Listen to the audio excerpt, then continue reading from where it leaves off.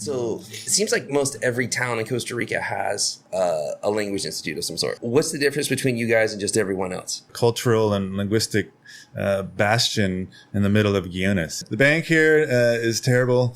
Just lower your expectations. Walk in and know it's not going to work out. You're going to Summer today.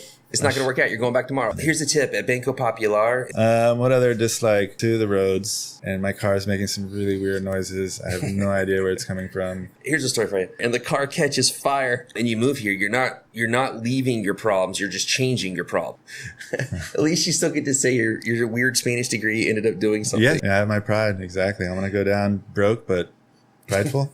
And I would come to you occasionally for, some advice. One thing you always said, it's the 2-year hump. And you're like, you just got to stick it out. You got to get through that hump. So that was one thing I took. And then the other one was don't burn any bridges. I swear to God, you told me that. I mean, verbatim, right? Because it's such a small town. It's pretty good advice. Yeah. 3 favorite restaurants. I got to throw it out to Chivo, Marlon Bills, the SPS.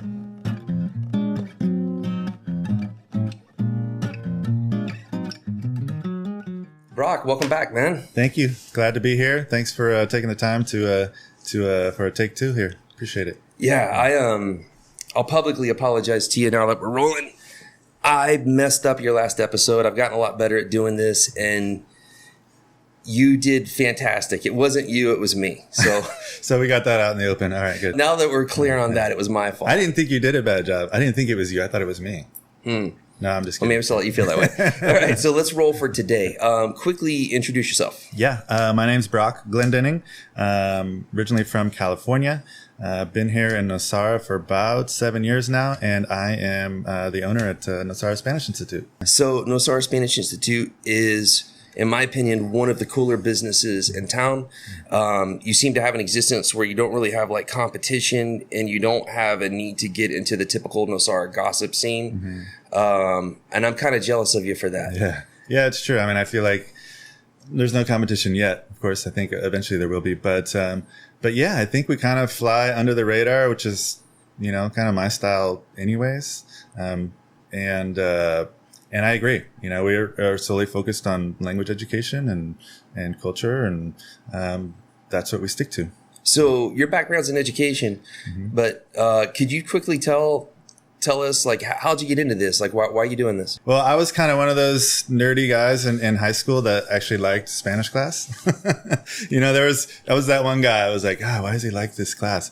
I don't know. I just really loved it. That was my first, exposure to Spanish came about. Was it the structure? Just before you go past that, I want to know why you like that. For me, I think it was that sense of wanderlust and travel. We were watching those cheesy telenovelas, and there was like one in Colombia and one in Spain. So Telemundo got you in. Dude, it did. And it just, I would kind of daydream about, I wonder what it's like there. And I just had a knack for it too. And I just really liked it. I guess I had some good teachers too in high school that kind of turned me on to it. And that idea of travel, I think, was really what caught me. So when it came time to go to college, you have to pick a major.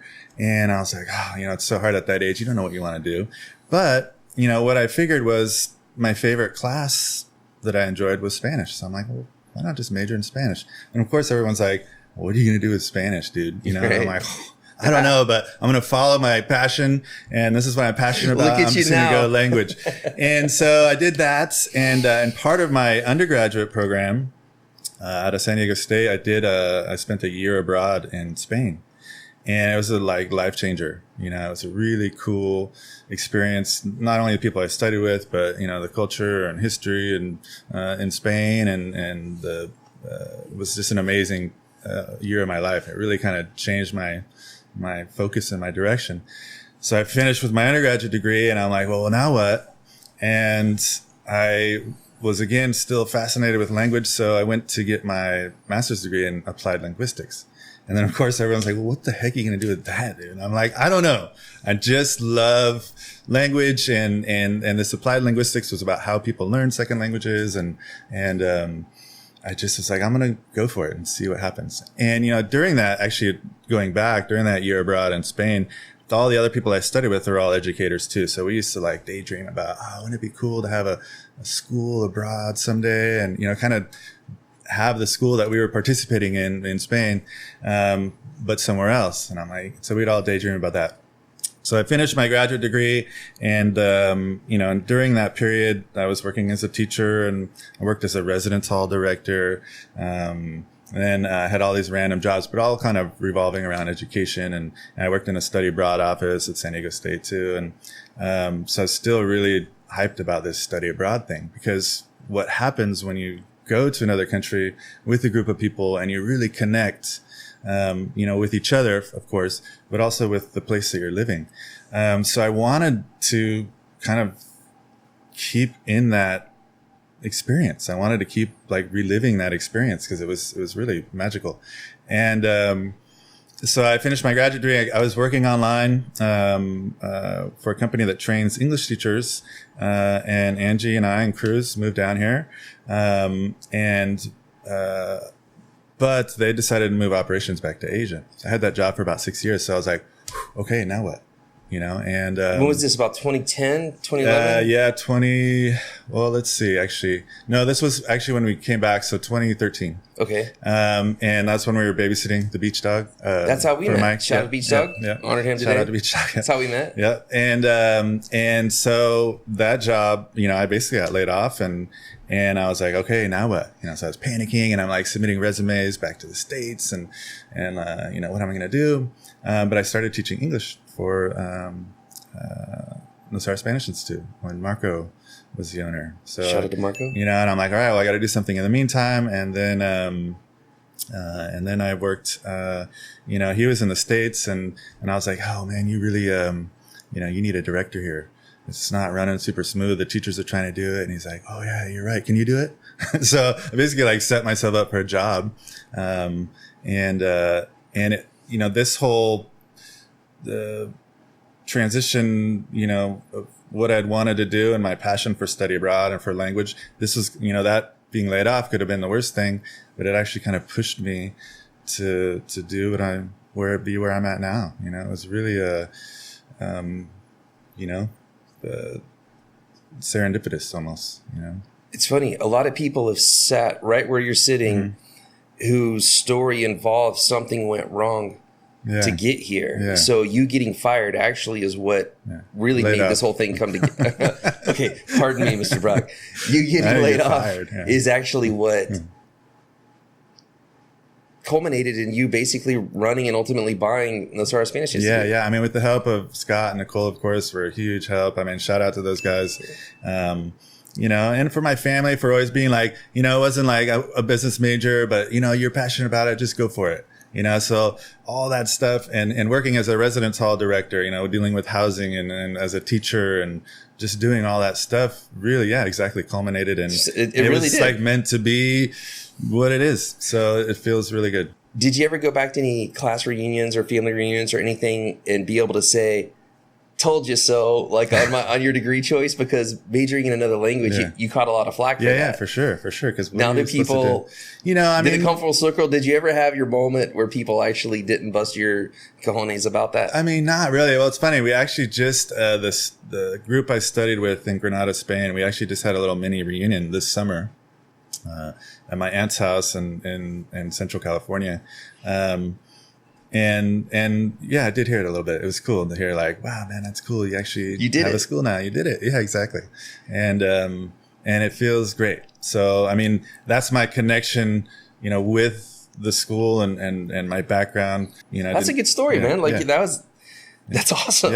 Congratulations, bro. You pulled it off. Thank you. My story to get here was far more rocky and not nearly as cool.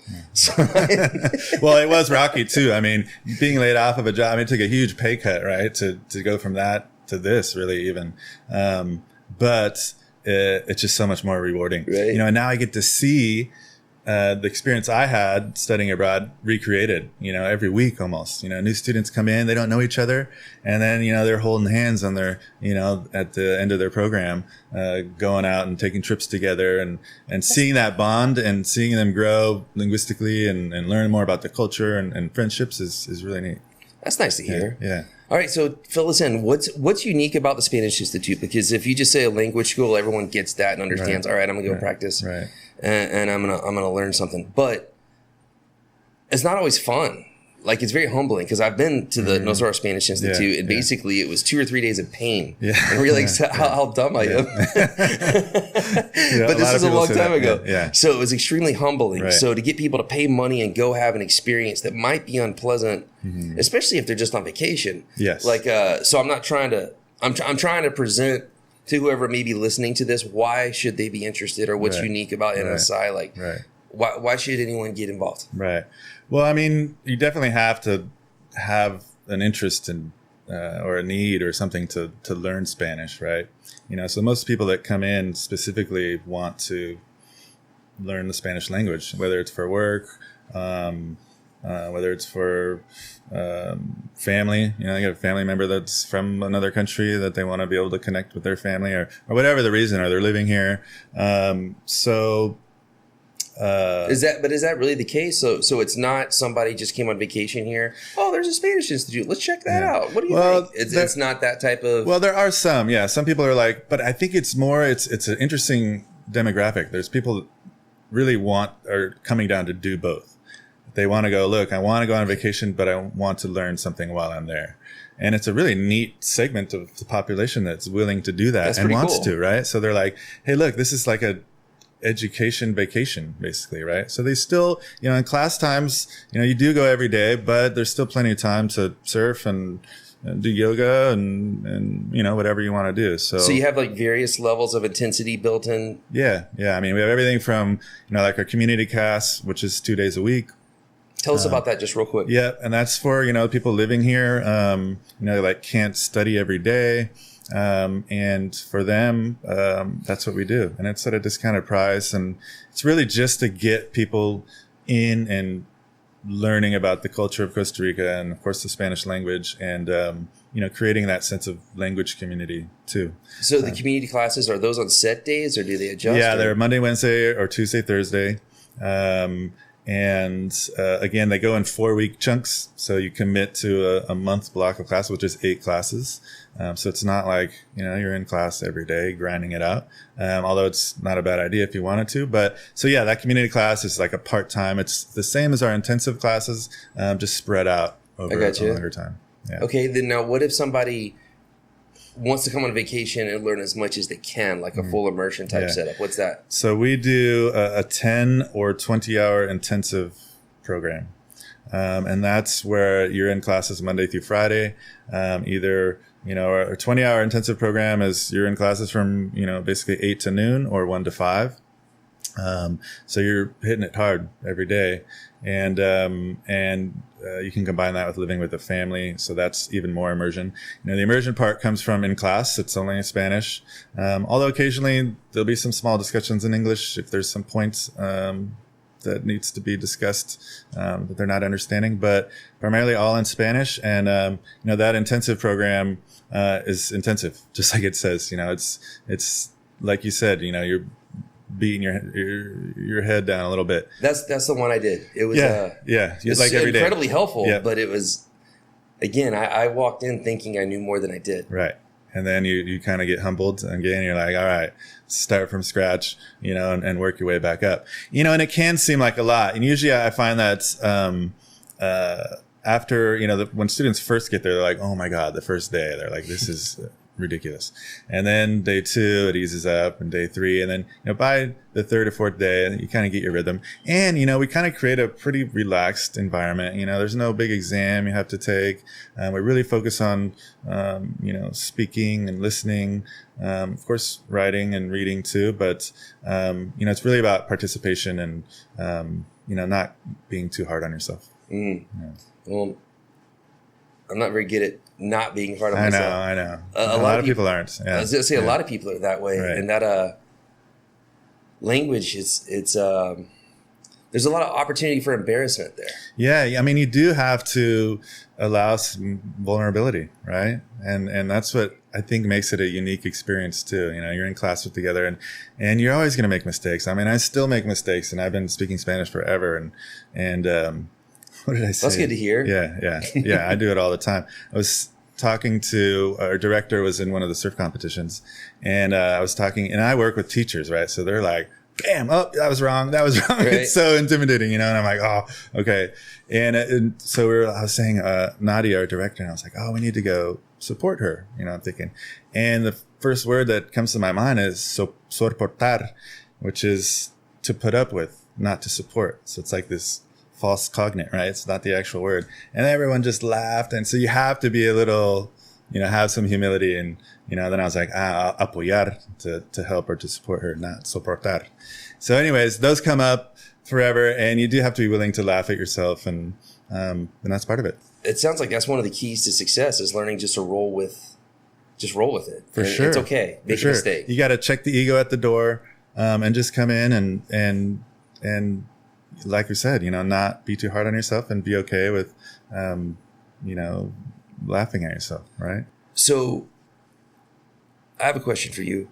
What is the Spanish Institute doing to help bridge the gap between the gringo populace and the Tico populace? Because it seems like it's great that in Nosara a lot of people speak English. A lot of good comes from that. Mm-hmm. But also, it's not doing us any favors for the gringo populace and Tico populace to spread any further. Right. What are you guys doing, or what's your take on all that? And kind of how the community is unfolding, and just fill me in. What from your side? Yeah, that's a good question. Like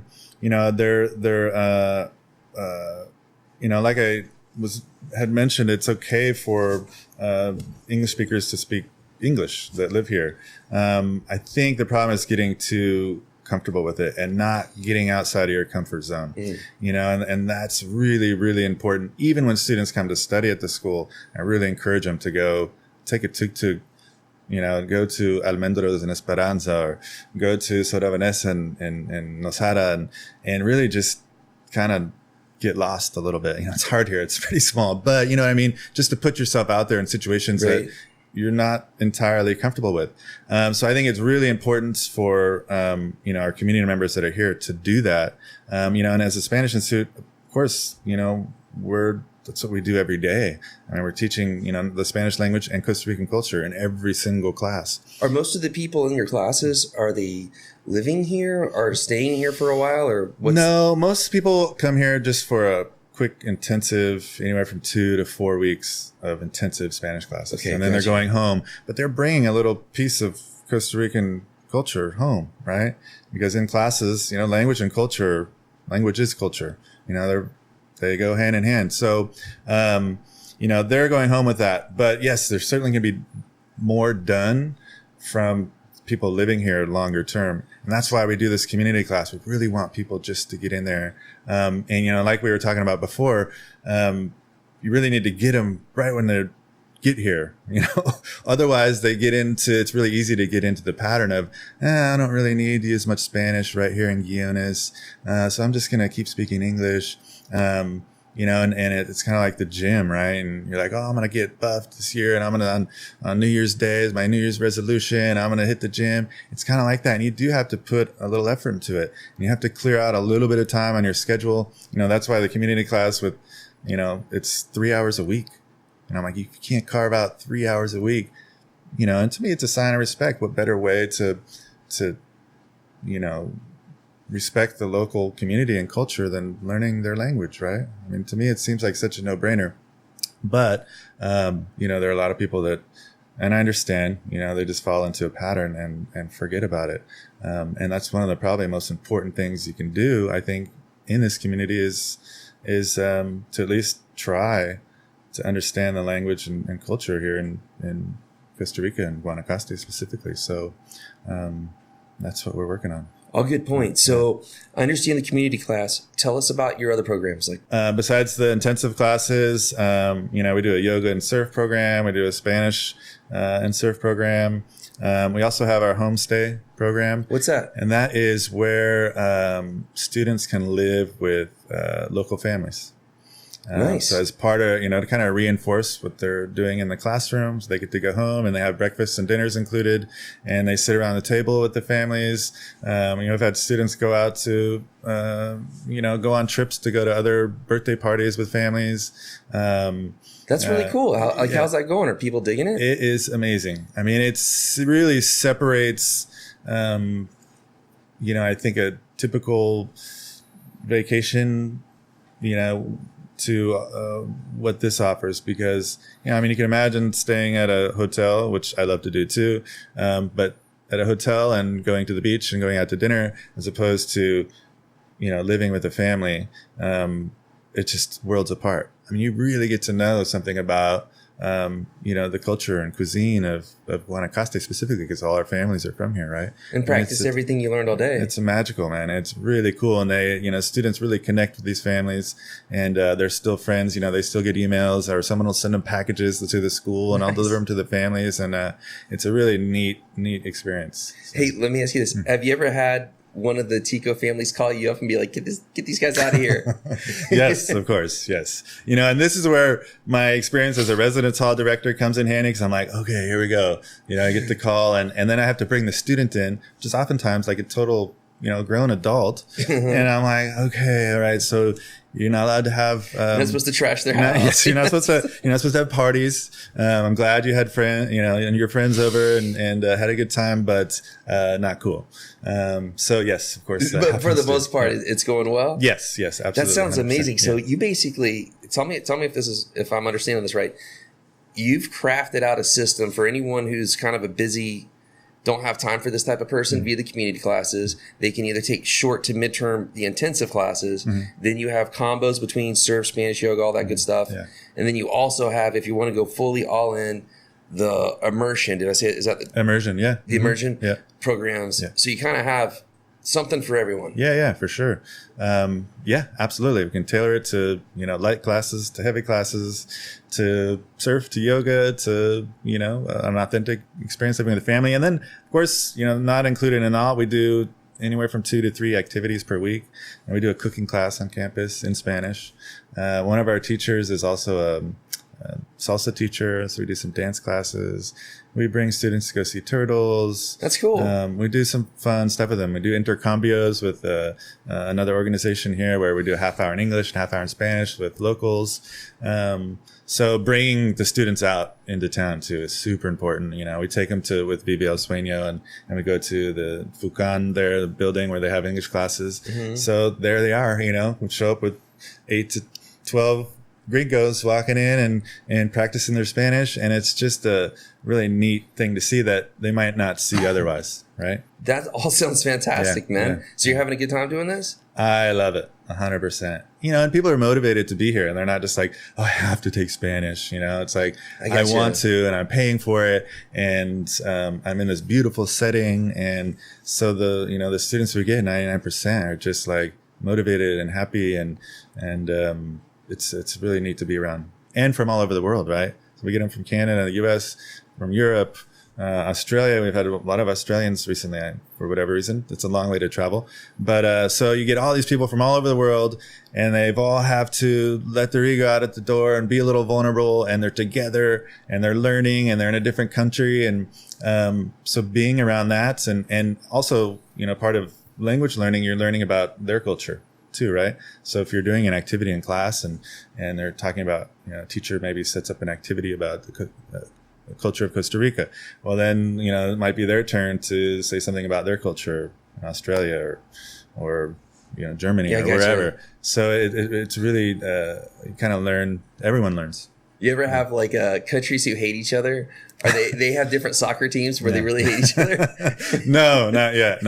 But everyone, likes to tease the Americans about Trump. So nice. Yeah, that's a good one. Yeah, that was as far as I'm going to go politically today. So it seems like most every town in Costa Rica has a language institute of some sort. From what I can tell. Yeah. What's the difference between you guys and just everyone else?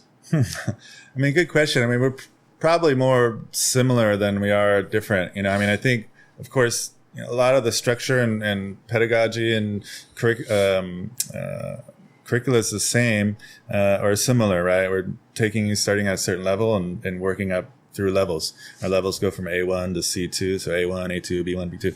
So I think those are similar. I guess the big difference mostly is our location being in Nosara. It's a unique place than any other place in Costa Rica I've been. If you had asked me that question, that would have been my answer. I would have just said Nosara is the difference. Yeah, exactly. We're fortunate to have Samara's another really cool spot, and they have a great school, but no surf.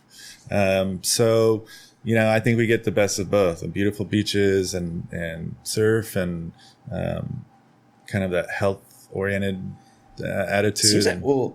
The Spanish one, the Spanish Institute down in, I don't know their name, but down in San Marino, it seems like it's more of a young backpacker kind of, for sure, kind of crew. And it seems like here you have a lot of families. Yeah. Families, and our demographic specifically for the Spanish students is a little bit older I think than most other schools. Exactly. That makes sense. We get more professionals and doctors and teachers and lawyers. Real chill vibe here. Yeah, real chill, and people that either families or solo travelers too. But man, it's a good crew to work with. Anything that we're forgetting about the Spanish Institute that you'd like to get out there while we're talking about it?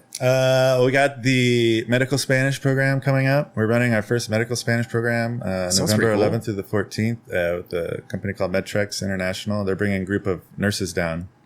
And medical Spanish, not terribly different from learning general Spanish, but we just focus on patient history, how to diagnose something, and focus on verbs related to the medical profession and vocabulary, of course. So this could be a series. It could go medical to this to that. Yeah, exactly. No, I'm super excited about it. It's something I've kind of wanted to do ever since I started, and only because we get a lot of physicians and doctors anyways. So it'd be cool to have something specific for them to do. And I'm excited about that. Well, I'm proud of you, dude. Yeah, you're finding a way to get variety. Yeah. All up in there.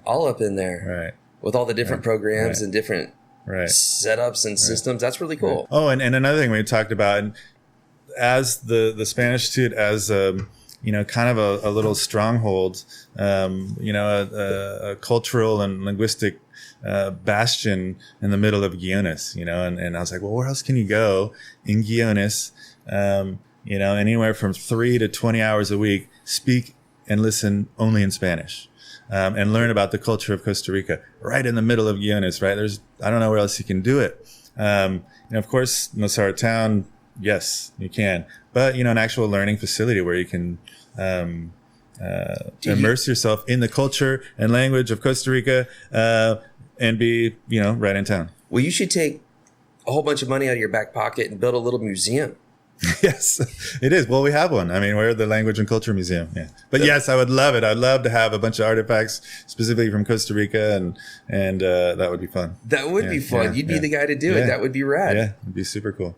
No, I'm joking about just pulling all the money in your back pocket. Yeah. I don't imagine you're getting rich running a language institute. No, man. It's more, lifestyle and working for education and academia. And so no, it's definitely not making me rich. At least you still get to say your weird Spanish degree ended up doing something. Yes, exactly. So you have your pride. Yeah, I have my pride. Exactly. I'm going to go down broke, but prideful.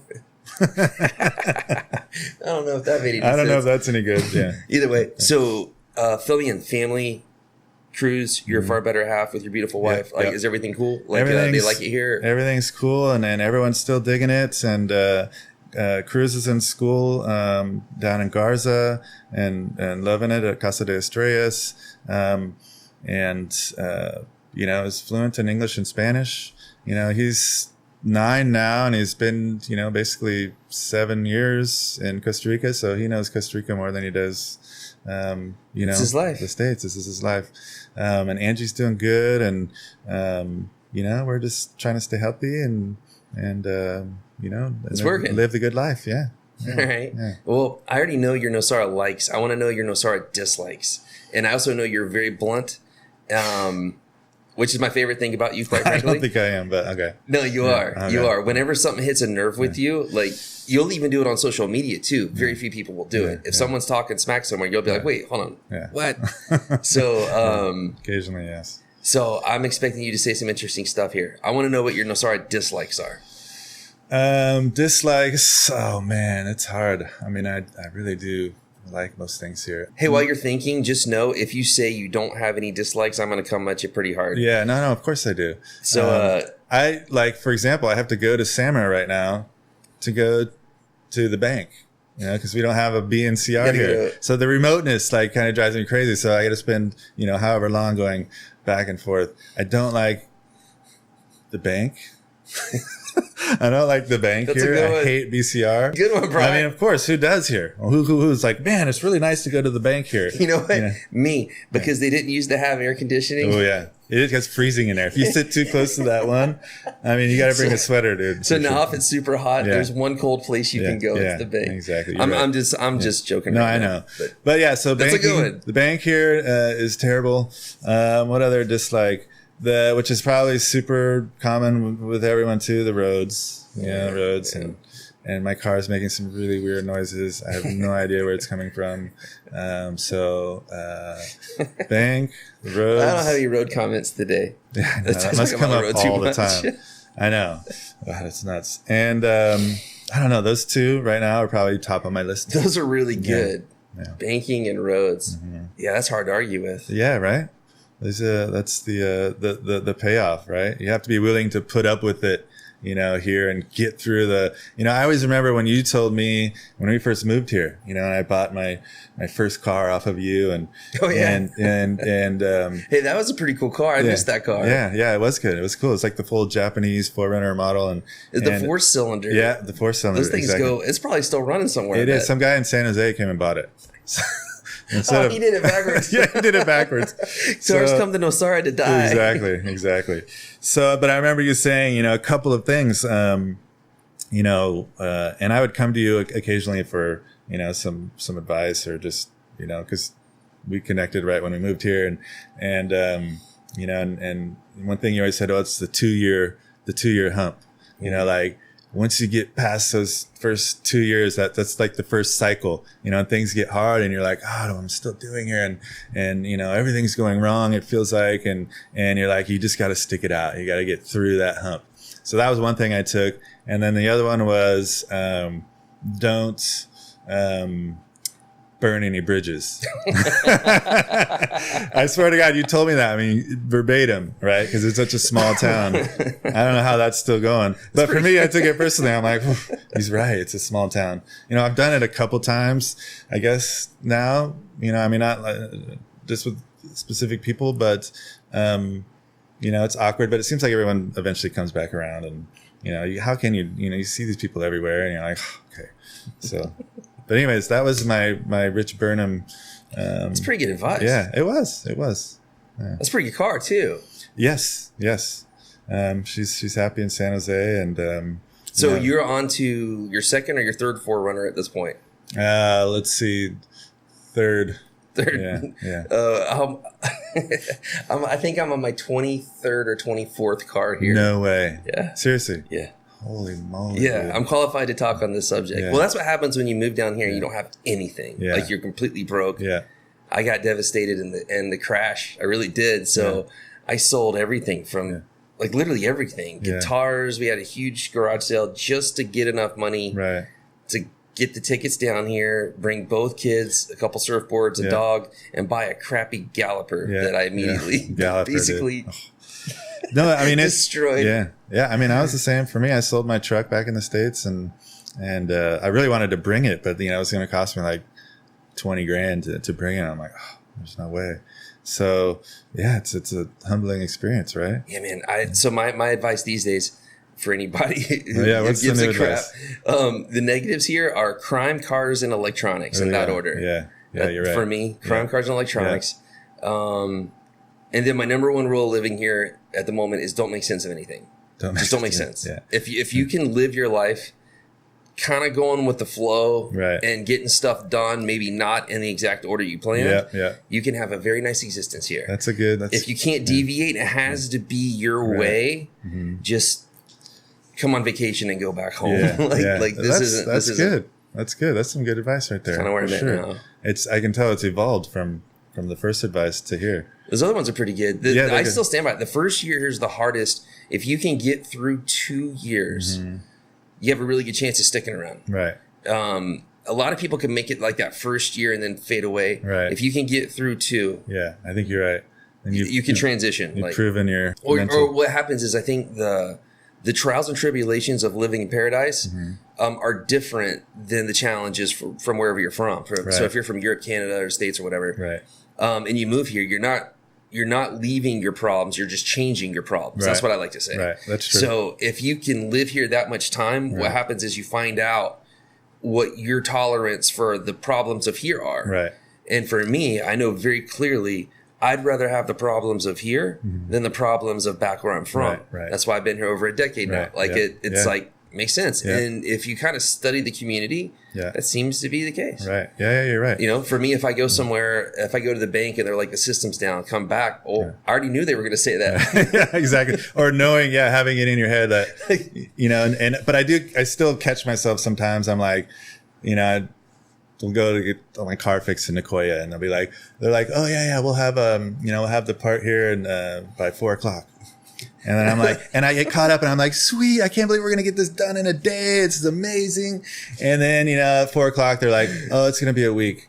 We can't get it for a week. And I'm like, oh, why did I let myself think that it was going to happen? So expectations govern happiness, man. Yeah, so right. If you just lower your expectations significantly, everything can be fine. Not everything. Yeah, exactly. Or just know that, hey, or, you know, give yourself those options. Be like, this can happen or this can happen. So yeah, if you know it ahead of time, you're not as disappointed. And if you can't do that completely, because I know that's a big pill to swallow, but if you can do it on subjects, right? Like for example, start with crime. Your surfboard gets stolen. Something gets stolen. If you just already knew that was an issue, something was going to happen. Something was going to happen. It really takes away the blow or that sense of violation. Right. Let's go to cars. Right. Literally anything can happen to one of my cars. Right. It could explode, and I don't think my emotion would change. Right. Like I wouldn't be surprised. Right. I'm so used to everything I've had. And it's likely to happen. Something's gonna happen. Right, so here's a story for you. So I'm driving. This is a couple years ago, a couple Forerunners back. Yeah. So I'm driving down the road, not really fast. We can't go fast here, or I guess some people go fast. Yeah, but that's true. You're not supposed to. Yeah. It's hard to go fast here because the roads are so bad. That's my point. Yeah. So it's driving around, hitting the bumps like normal. All of a sudden, the whole car just falls on the ground. Jesus. Like literally, like the tire came off or something. Like the right tire comes off. The whole front end just falls on the ground. So you're going 30 or 40 kilometers an hour and literally just hits, screeches to a stop. Yeah. And outside of the shock of it happening and like the seatbelt catching and everything, no emotion.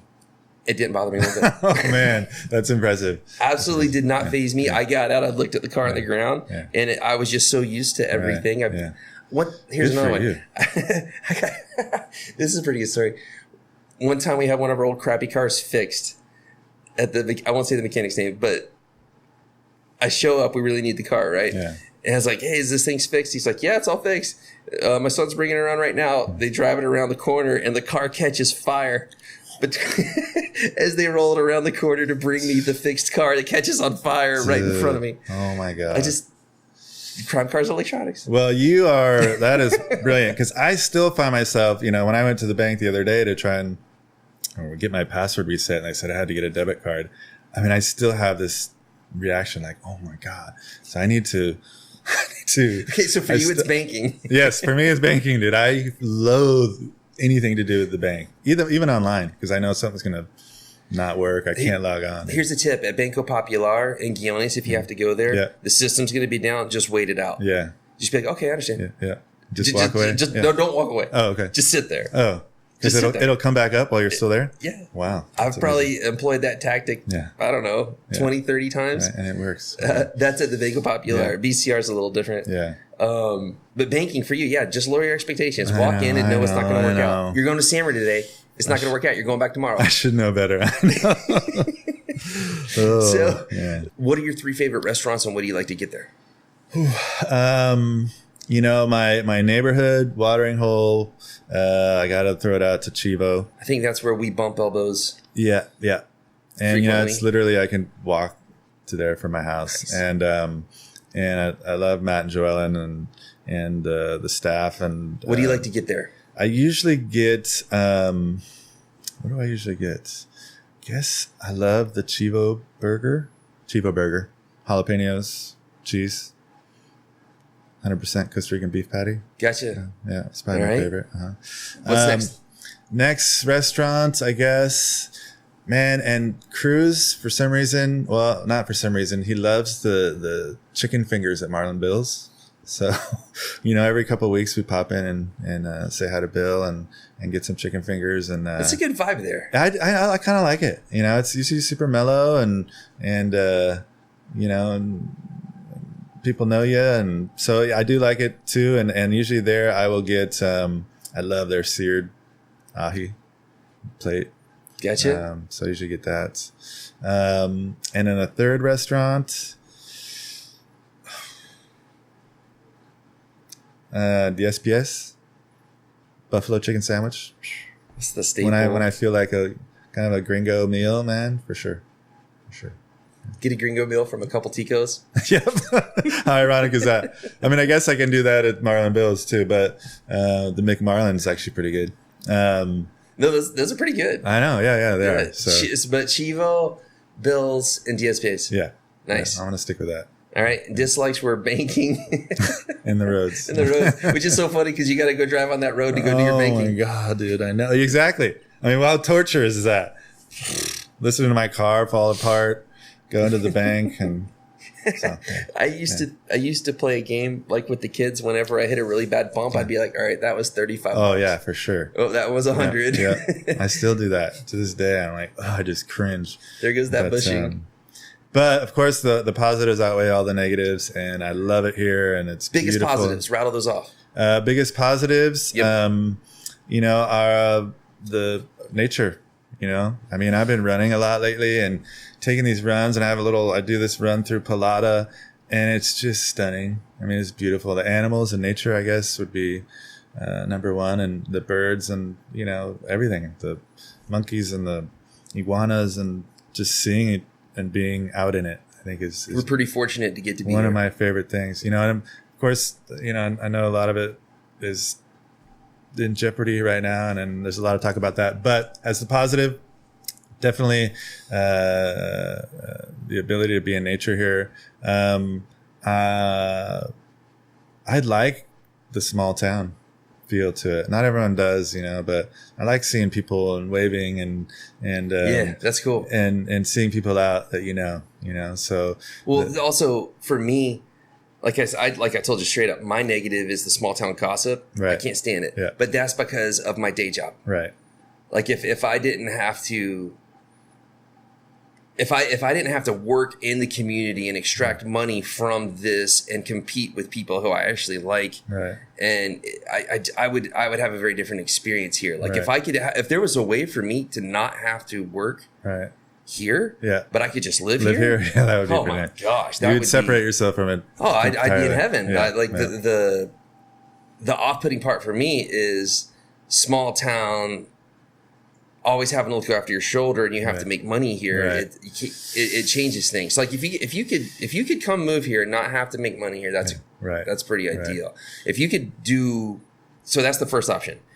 The second option, which is what you've pulled off, is you found a way to exist here without a business where there's 6 other guys trying to slit your throat every day competitively. Yeah. And you talk to this person, but now you have to worry about them talking to that person, all that nonsense. I don't know how you do it, man. I got kids to feed. Yeah, exactly. Well, yes.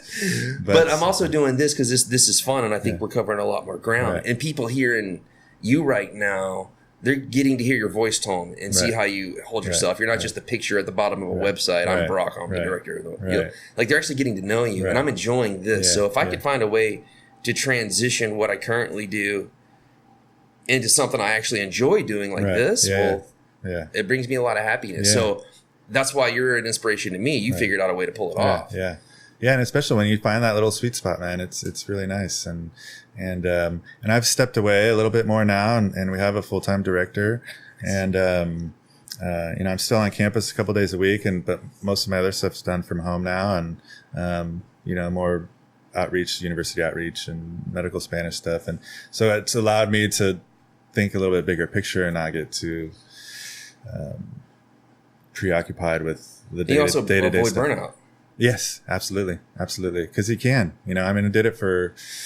I don't know, I guess it wasn't that long, but 3.5 years, just full time trying to do the business and be the director at the same time. you'd burn out. You totally well, hey, do. that's a great time frame though, because that's just enough to where like you paid your dues, you felt the pain, and you know how to do it, but you got out. And again, I've done it just the opposite. I did like the third option of get entrenched and go absolutely nuts and work 60, 70 hour weeks year after year after year. And that's kind of caught up to me. So, well, at least you're doing it. I mean, you're taking the steps to do it, right?